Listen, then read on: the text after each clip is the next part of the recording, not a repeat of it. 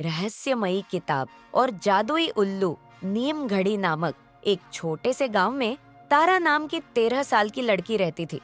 तारा को पुरानी चीजें इकट्ठा करने का बेहद शौक था। उसे अक्सर पुराने घरों की दीवारों में, फर्श के नीचे या दादाजी की पुरानी अलमारी में कुछ रहस्यमयी मिल जाता। एक दिन जब वह दादाजी के घर की अटारी में चढ़ी, उसकी नजर एक पुराने धूल भरे ट्रंक पर पड़ी। इसमें जरूर कुछ मजेदार होगा, तारा ने खुद से कहा और ट्रंक का ढक्कन खोला। अंदर एक काली चमड़े की किताब थी जिसकी सतह पर अजीब से निशान उभरे हुए थे। उसने जैसे ही किताब को छुआ, एक झटका सा लगा, मानो बिजली दौड़ गई हो।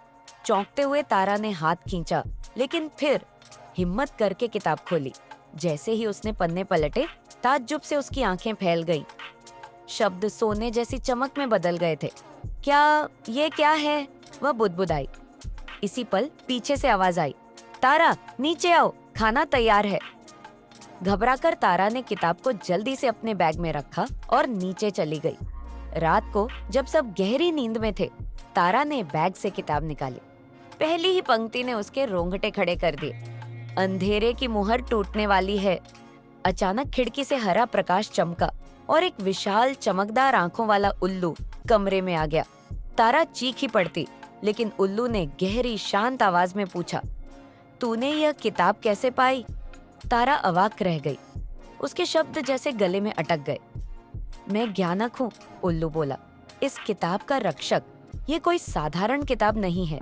इसमें काला अंधेरा कैद है जिसे तुम्हारे परदादा ने 100 साल पहले बंद किया था, लेकिन अब उसकी मुहर कमजोर हो रही है।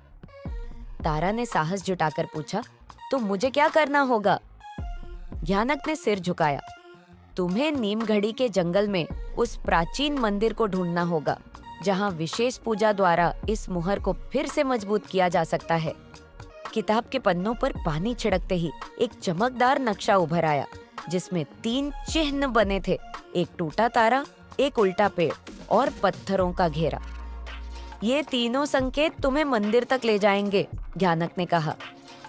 अगली सुबह तारा ने माँ से कहा, मैं दोस्तों के साथ पिकनिक पर जा रही हूँ। उसके बैग में किताब थी, एक छोटा दर्पण और दादी का दिया हुआ रुद्राक्ष। जैसे ही उसने जंगल में कदम रखा, पेड़ों की शाखाएं हवा में इस तरह लहराईं मानो उसे रोकना चाहती हों। तभी उसे एक पत्थर पर नक्काशीदार टूटा तारा दिखा। पहला चिन्ह! वह खुशी से चिल्लाई, लेकिन तभी जमीन कांपी और काली बेलें उसके पैरों से लिपटने लगीं। ज्ञानक! तारा ने मदद की पुकार लगाई। दर्पण, धूप को फोकस करो, ज्ञानक ने चिल्लाया। तारा ने सूरज की किरणें दर्पण से बेलों पर डाली और वे जलती हुई सिकुड़ गईं। शाबाश, ज्ञानक मुस्कुराया। दर्पण में प्रकाश का जादू है। थोड़ी दूर पर उन्हें एक गुफा मिली जिसके अंदर सचमुच एक उल्टा पेड़ था, शाखाएं नीचे और जड़ें ऊपर। पेड़ की जड़ों से एक पीतल की चाबी लटक रही थी। तारा ने जैसे ही चाबी को छुआ, गुफा के बाहर एक डरावनी गुर्राहट गूंजी। यह क्या था? तारा सहम गई। एक विशालकाय जंगली सुअर गुफा की ओर दौड़ता आया। रुद्राक्ष फेंको, ज्ञानक ने हुक्म दिया। तारा ने रुद्राक्ष हवा में उछाला और वह एक चमकदार सुरक्षा घेरा बनाकर सुअर को रोकने लगा। तेज भागो, ज्ञानक चिल्लाया। वे दौड़ते हुए तीसरे संकेत, पत्थरों के घेरे तक पहुंचे। तारा ने चाबी से एक मध्यवर्ती पत्थर में छेद खोला। जमीन हटी और नीचे सीढ़ियां नजर आईं। नीचे एक पुराना मंदिर था जिसमें सोने की चिड़िया की मूर्ति थी। तारा को उसके सामने दीपक जलाना था, लेकिन जैसे ही वह आगे बढ़ी, छत से जहरीले सांप गिरने लगे। तारा ने कांपते हाथों से किताब खोली और मंत्र पढ़ा। प्रकाश के वंशज, अंधेरे को फिर कैद करो। दीपक की लौ से सांप राख में बदल गए। जैसे ही तारा ने दीपक जलाया, मंदिर रोशनी से भर गया। किताब से एक काला धुआं निकला और चिड़िया की मूर्ति में समा गया। तुमने कर दिखाया! ज्ञानक की आंखों में गर्व था। अब मुहर 100 साल और टिकेगी। घर लौटकर तारा ने देखा कि किताब अब एक साधारण सी किताब जैसी लग रही थी।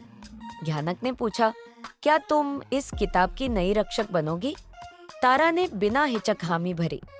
अगली सुबह उसकी कलाई पर एक छोटा सा तारा उभरा, जो केवल तब चमकता जब अंधेरा पास आता, और इस तरह नीम घड़ी का रहस्य अब एक नई रक्षक के साथ फिर से सुरक्षित हो गया। सबक: साहस और बुद्धि से हर अंधेरे पर प्रकाश की जीत होती है।